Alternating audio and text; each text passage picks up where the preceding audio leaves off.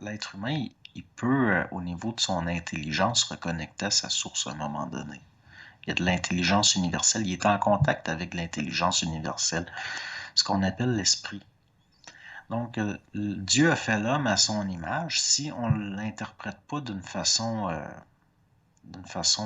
radicale, textuelle, c'est très intelligent. On n'a pas le choix de considérer que c'est réel parce que c'est des lois d'infinité, ça. Que Dieu a fait l'homme à son image, c'est des lois d'infinité, ça n'a pas le choix. De la même façon que tout est fait à l'image de l'intelligence, pareil, là, je veux dire, tout ce qui est en mouvement. Donc, oui, l'être humain a été fait à l'image de Dieu, mais c'est une image interne. Les religions ont montré Dieu sous la forme d'un bonhomme barbu. Mais ça, c'est une image, c'est pas la même image, là. Mhm. Mais si tu regardes la peinture de Michel-Ange, la création d'Adam, si tu regardes comme il faut les formes, je ne sais pas si c'est consciemment qu'il a fait ça, mais ce que ça montre, si tu regardes au niveau mathématique, la structure de la peinture qui est au centre de la chapelle Sixtine, ce que Mhm. ça montre, c'est l'activation du cerveau éthérique. Dans le sens que Yahvé il est entouré, il y a des espèces de chérubins autour, puis il s'étire le doigt, puis tout. Puis si tu regardes la forme qui l'entoure, puis tout, ça a une forme d'un cerveau, Mhm. un petit peu. Puis si tu regardes Adam ensuite en face, puis tout, puis que tu repenses à la notion de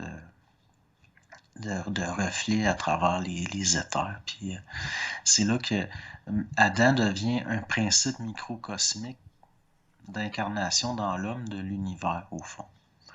Donc, ça, la création d'Adam à ce niveau-là, oui, c'est correct, mais au niveau psychologique, tout est inversé. C'est au niveau psychologique qu'Adam a créé Dieu. Oui, ben l'homme a créé Dieu à son image en fonction de ses C'est projections, ça. ses croyances, ses peurs.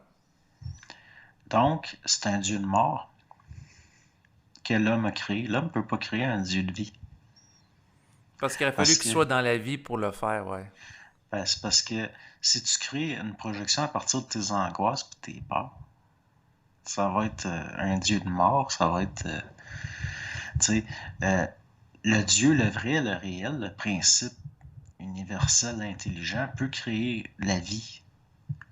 Mais un être qui est voué à la mort à partir de la vie, pouvoir appréhender ou concevoir un Dieu vivant, là, c'est plus difficile. Parce que c'est un être qui est en gestation, donc qui est à moitié dans la mort encore. C'est un être transitif.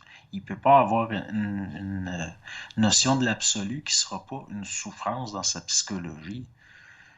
C'est trop vaste, c'est trop infini, il va avoir le vertige.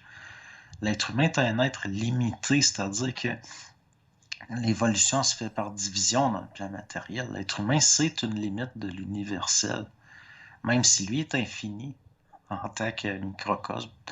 Mais il ne peut pas avoir autrement qu'une vision limitée de Mhm. l'infinité. Surtout s'il la réfléchit, s'il la pense. Là, c'est comme les lois de la thermodynamique. Il vide l'énergie, il gruge, il désagrège le réel. On ne peut pas réfléchir la réalité. Ce qui se pense pas, c'est encore pire de le réfléchir. Mais ça veut pas dire que ça se voit pas.